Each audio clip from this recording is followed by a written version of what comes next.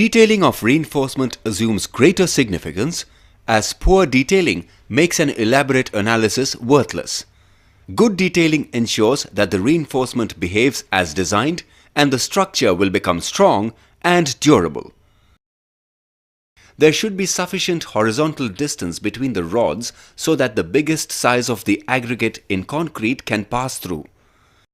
The distance between the parallel bars in a beam shall not be less than 25 mm. Stirrups or rings in beam are very important. The number of rings, position and spacing shall be as required by the engineering design. Please get the main reinforcement as well as rings checked by a professional engineer. The same importance for the number, position and spacing of reinforcement bars in slabs shall be given.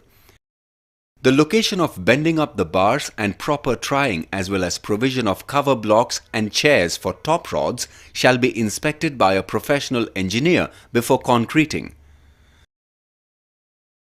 Lapping of main reinforcement in slabs and beams shall be avoided at midspan. The size of the rods in a column shall not be less than 12 mm dia and there should be minimum of 4 rods in a rectangular column and 6 in circular columns. The horizontal distance between vertical rods in a column shall not exceed 300 mm. Ensure that the column reinforcement cage is held in vertical position till concreting of foundation.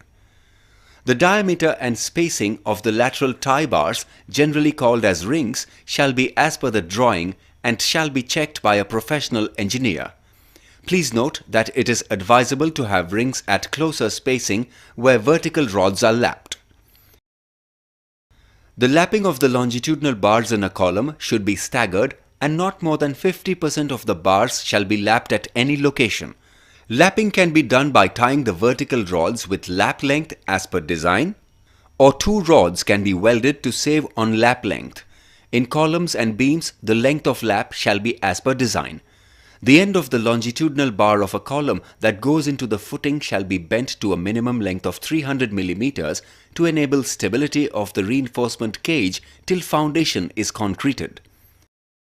Good detailing makes the RCC strong, durable and free from defects like cracks, honeycombs, etc. Ensure adequate gap between the rods to enable the concrete to pass through.